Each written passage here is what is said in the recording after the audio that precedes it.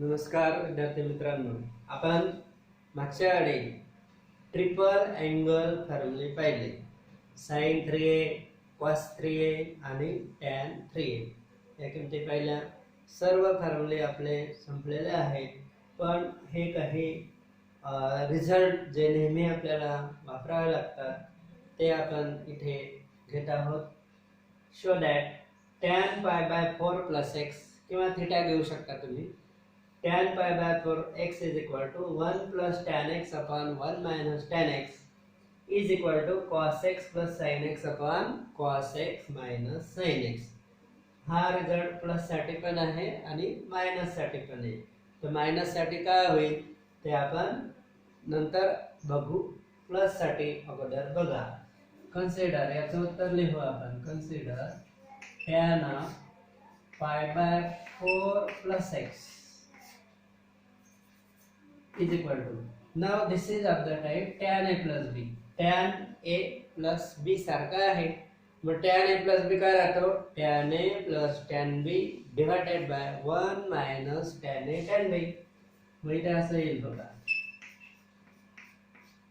tan a plus tan b tan pi by 4 plus tan x upon 1 minus tan a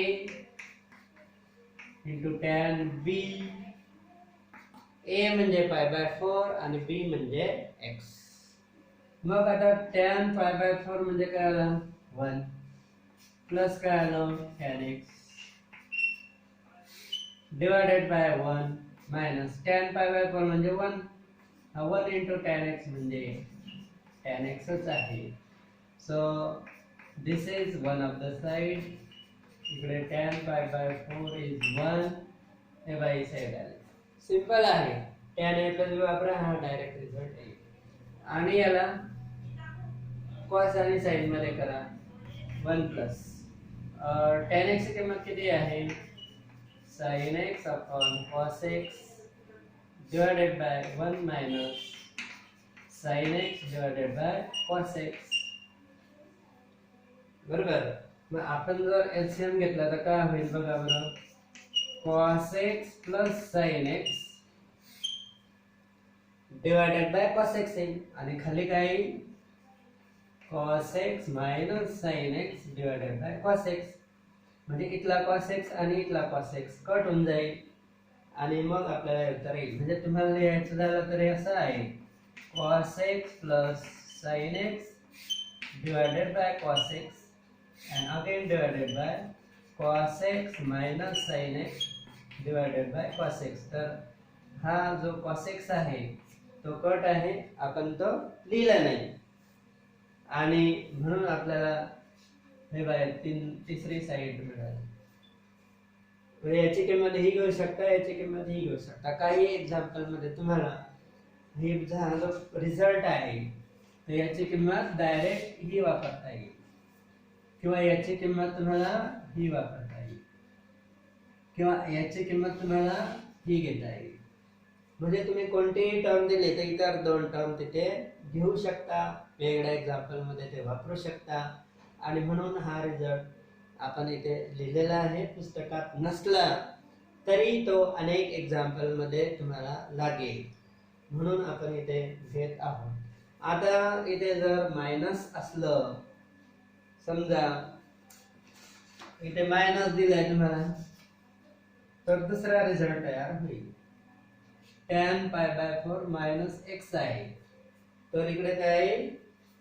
tan pi by 4 वरती येईल tan pi 1 minus tan x आणि खाली काय येईल? 1 plus tan x. आणि तिसरी term पण काय होईल? वरती होईल cos x minus sin x आणि खाली काय? cos x plus sin x. म्हणजे मायनस असेल तर वरती मायनस येतं, खाली प्लस मध्ये येतं. प्लस असेल तर वरती प्लस येईल, खाली मायनस मध्ये येईल. मग याचा आन्सर पण आपल्याला तसंच लिहिता येईल. आता इथे मायनस आहे तर tan a minus b काय आहे? tan a minus tan b upon 1 plus tan a tan b. मग परत tan pi by 4 1 minus tan x as it is divided by tan pi by 4 1 म्हणून 1 plus tan x. Same steps आहे, फक्त plus मायनसचा फरक आहे. मग हे पहिलं उत्तर येऊन जाईल. हे साइन कॉस मध्ये केलं इथे प्लस, सॉरी इथे मायनस, इथे प्लस, इथे पण काय होईल मायनस, इकडे प्लस. सेम स्टेप्स आहेत आणि मग तुम्हाला ही तिसरी टर्म मिळेल. अशा प्रकारे हे रिझल्ट लक्षात ठेवा, महत्वाचे आहे. हे दोघं रिझल्ट महत्वाचे आहे. tan π/4 प्लस एक साठी एक आणि मायनस एक साठी, both are very very important. Notes मध्ये सुद्धा ते दिलेले आहे. आता आपण कंडिशनल आयडेंटिटी म्हणजे काय ते बघू. कंडिशनल आयडेंटिटीज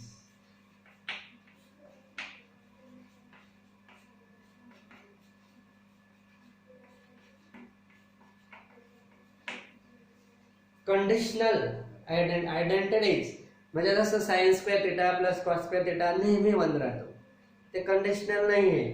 थिटा कोणता पण असो, तुम्हाला sine square theta plus cos square theta 1च येईल. Sec square theta minus tan square नेहमी 1 येईल. कोणताही थिटा हा रिअल नंबर असला, अँगल असला तरी. कंडिशनल आयडेंटिटी इथे पण आयडेंटिटी आहे पण कंडिशनल आहे, त्यांच्यावर कंडिशन आहे.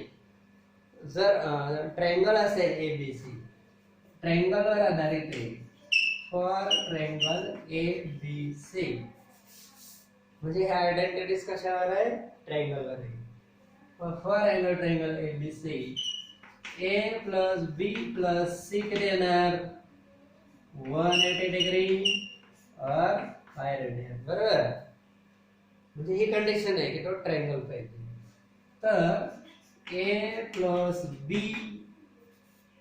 इज इक्वल टू काय, 5 मायनस 6.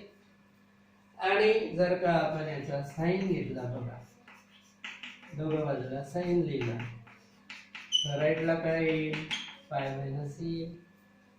फक्त सी इकडे आणला, मग take sine on both side. मग साइन ए प्लस बी काय येईल, आपला साइन ए प्लस बी काय राहतो, sine A cos B plus cos A sine B. पण इथे कंडिशनल असल्यामुळे, कंडिशनल कंडिशन काय आहे, तर ट्रायंगल असेल तर किंवा तिघ अँगलची बेरीज 180 असेल तर, म्हणून त्याला कंडिशनल आयडेंटिटी असं म्हणतोय आपण.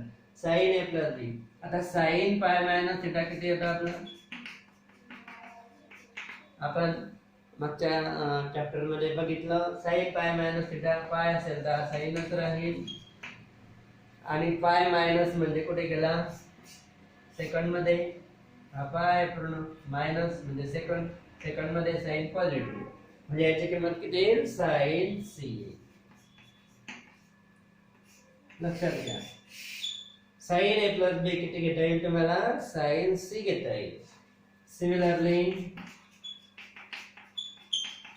साइन बी प्लस सी किती येईल बरं, बी प्लस सी आहे, आपण ए इकडे आणलाय असं लक्षात घ्या. म्हणजे जो अँगल राहिला ते येतं साइन ए. अजून साइन ए प्लस सी दिला, साइन ए प्लस सी राहू दिला, बी राईटला घेतला, सेम स्टेप लिहिल्या तर साइन बी. म्हणजे या तीन किमती तुम्हाला साइन साठी मिळाल्या आहेत. त्याच तीन किमती तुम्हाला कॉस साठी पण मिळतील. बघा मग कॉस ए प्लस बी, इथून कॉस ए प्लस बी काय, cos of pi minus C. Therefore cos a plus b is equal to, now cos of pi minus c हा cos c नाही होणार, तो सेकंड मध्ये असल्यामुळे, हा अँगल सेकंड मध्ये असल्यामुळे आणि cos सेकंड मध्ये निगेटिव्ह राहतो, म्हणून तो काय येईल cos c. लक्षात घ्या, तो काय झालेला आहे cos a plus b काय आला minus cos c. Similarly cos b plus c काय होईल, मग b plus c ठेवला तिकडे a घेतला, मग काय होईल minus cos a. and cos a plus c काय होईल मायनस cos b. अशा प्रकारे म्हणजे हे sign A plus B sign C मिळवला तसं सिमिलरली हे लिहिलंय. तर कॉस ए प्लस बी आपण मायनस कॉस सी मिळवला तर सिमिलरली आपल्याला कॉस बी प्लस सी आणि कॉस ए प्लस सी असा लिहिता येईल. आता आपण जर डिवायडेड बाय 2 केलं तर 6 किमती लक्षात ठेवा. 1 2 3 आणि ह्या 3 6 किमती आहे. यांना काय म्हणतात कंडिशनल आयडेंटिटी. आणि हाफ मध्ये पण करता येतात ते. तर आपण ते हाफ मध्ये काय करायचं ते बघूया. आता हा a plus B is equal to काय आहे पाय मायनस सी आहे. तर याला जर डिवाइडिंग बाय 2 म्हटलं आपण डिवाइडिंग बाय 2 वी गेट याला 2 ने डिवाइड केलं तर काय होईल का a plus B upon 2 is equal to pi by 2 minus C by 2. Pi minus C upon 2 म्हणजे किती येईल पाय बाय 2 मायनस सी बाय 2. मग आता याचा साइन घेतला तर काय होईल sine a plus B upon 2 will be sine pi by 2 minus C by 2. आता हे कसं अर्थ झालं sine pi by 2 minus theta sine 90 minus theta सारखा आहे. मग याची किंमत किती येईल cos theta. Sine 90 minus theta म्हणजे cos थिटा येतो. म्हणून किती आली याची किंमत cos c बाय 2. अशा प्रकारे sine a plus b upon 2 is equal to किती मिळाला तुम्हाला cos c बाय 2. हे सुद्धा महत्वाचं आहे. अपॉन 2 जर केलं डिवाइड केलं तर तो साइन मध्ये नाही राहत ते cos मध्ये किंमत होऊन जाते. साइन a प्लस b काय होता cos c होता साइन c होता. आता a प्लस बी अपॉन 2 आहे तर काय आला तो cos पण झाला आणि c बाय 2 असं आलं. सिमिलरली आता साइन b प्लस c काय येईल मग sine b plus c upon 2 काय येईल. इकडे a प्लस b असताना काय आलं c by 2. a plus b upon 2 असताना काय आलं cos c बाय 2. मग b प्लस c अपॉन 2 असताना काय येईल cos कोणता अँगल राहिला a बाय 2. नंतर sine a plus c upon 2 लिहिलं म्हणजे b नाही लिहिलं b राईट ला घेतला असं समजलं तर काय cos b अपॉन 2. अशा प्रकारे त्या 6 आणि ह्या 3 किमती आहे 9. आता याचा आपण जर cos घेतला तर काय होईल cos a plus b upon 2 will be cos of pi by 2 minus c by 2. Therefore cos a plus b upon 2 काय आता cos pi by 2 minus theta म्हणजे cos 90 minus theta काय होईल sin theta म्हणजे याची किंमत sin c by 2 होणार. ही सुद्धा एक कंडिशनल आयडेंटिटी आहे. पुढे आपल्याला चॅप्टर मध्ये अनेक वेळा त्याचा उपयोग होईल आणि 12वी मध्ये सुद्धा त्याचा उपयोग आहे. फिजिक्स मध्ये सुद्धा त्याचा उपयोग होईल. cos b plus c upon 2 किती येईल sin a by 2 आणि लास्ट व्हॅल्यू काय आहे cos a plus c upon 2 याची किंमत किती येईल sin b upon 2. अशा प्रकारे म्हणजे 1 2 3 4 5 6 ह्या 6 आणि आधीच्या 6 या 12 आयडेंटिटीज आहेत त्यांना काय म्हणतात कंडिशनल आयडेंटिटीज. लक्षात ठेवा कंडिशनल आयडेंटिटीज म्हणजे under the condition that triangle is ABC is a triangle किंवा ट्रायंगल नसेल तर काय पाहिजे तिघं अँगल म्हणजे XYZ आहे समजा x plus y plus z is equal to 180 असेल तर ह्या आयडेंटिटी आपल्याला चालते. म्हणजे त्याच्यावर कंडिशन आहे का तिघं अँगलचे बेरीज किती पाहिजे 180 पाहिजे. म्हणून आपण इथे ट्रायंगल म्हटलंय. ट्रायंगलला a plus b plus c किती राहतं 180 म्हणजे कंडिशन आहे त्याच्यावर कोणतेही की त्यांची बेरीज 180 म्हणून त्यांना काय म्हणतात कंडिशनल आयडेंटिटीज. अशा प्रकारे ह्या आयडेंटिटीज सुद्धा तुम्हाला अनेक प्रकारे अनेक ठिकाणी त्याचा वापर होईल. लक्षात ठेवा. अजून काही एक्झाम्पल असतात बघा. cos a प्लस sin शोधाय काही रिझल्ट असतात असे, ते इंटिग्रेशन मध्ये लागतं आपल्याला. cos a plus sin a is equal to √2 cos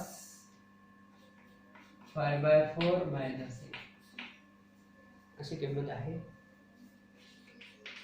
नंतर sin a plus cos a याला तुम्ही असं दाखवू शकता √2 sin π/4 प्लस a, किंवा इथे मायनस लिहिलं. आता ह्याने सारखंच आहे, दोघी टर्म सारखे आहे, म्हणजे याची किंमत ही पण येईल ही पण येईल. आणि तुम्ही जर का असं लिहिलं cos a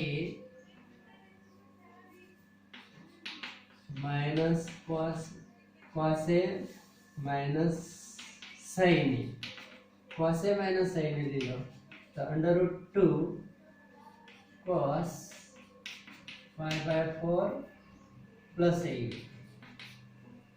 तर अशा प्रकारे हे रिझल्ट सुद्धा अनेक वेळा लागतात.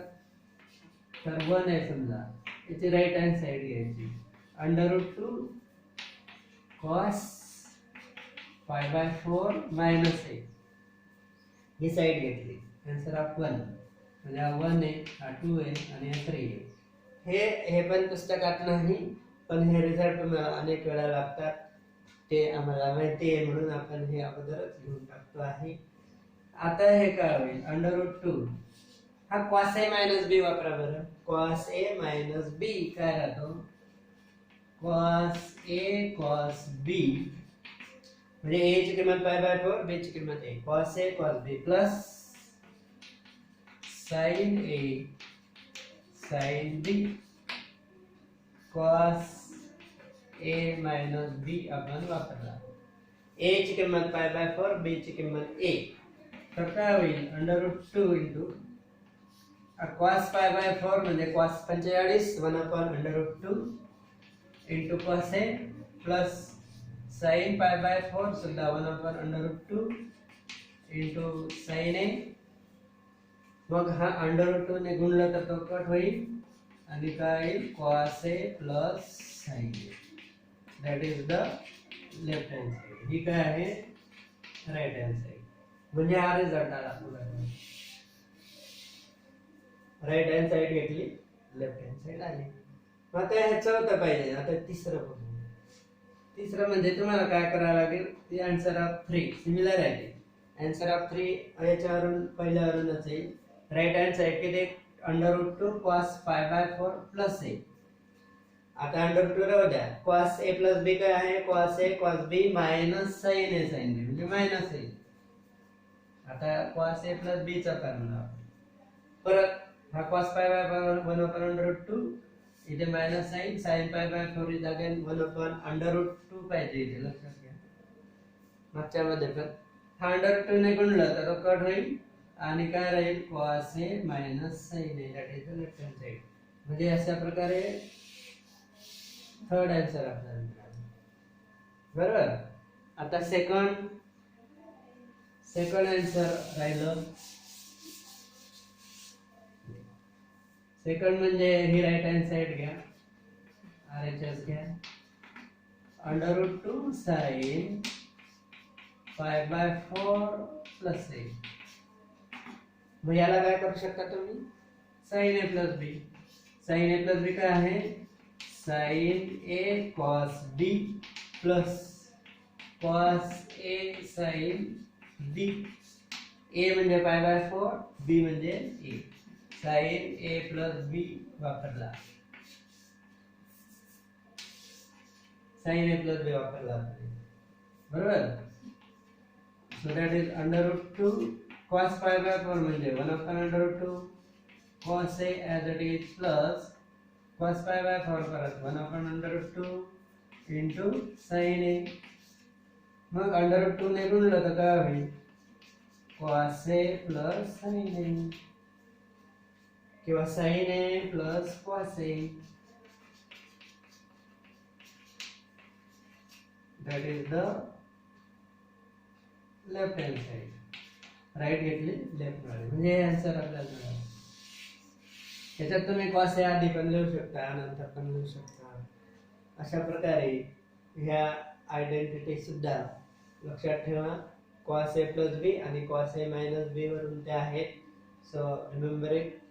आता अशा प्रकारे ट्रिग्नॉमेट्री 2 म्हणजे चॅप्टर नंबर 3 आहे पार्ट 1 मध्ये. मॅथमॅटिक्स पार्ट 1 मध्ये चॅप्टर नंबर 3 आहे ट्रिग्नॉमेट्री सेकंड. त्या ट्रिग्नॉमेट्री सेकंड मध्ये जी जी थेरी आहे ती सर्व इथे संपलेली आहेत. ते फॉर्म्युले double angle, triple angle, half angle किंवा ह्या कंडिशनल आयडेंटिटीज किंवा हे या व्हिडिओमध्ये घेतले आपण रिझल्ट काही, हे सगळं थेरी पार्ट सारखं आहे. ही थेरी करा. याच्यानंतर सगळे एक्झाम्पल आणि त्याच्यावर आधारित MCQ आपले बाकी राहिले. ते पुढच्या काही व्हिडिओमध्ये आपण एक्झाम्पल घेऊ, शेवटच्या व्हिडिओमध्ये MCQ घेऊ आणि मग हे चॅप्टर संपेल. तरी आपल्याला अजून 4-5 व्हिडिओ एक्झाम्पलसाठी करावे लागतील. थँक्यू.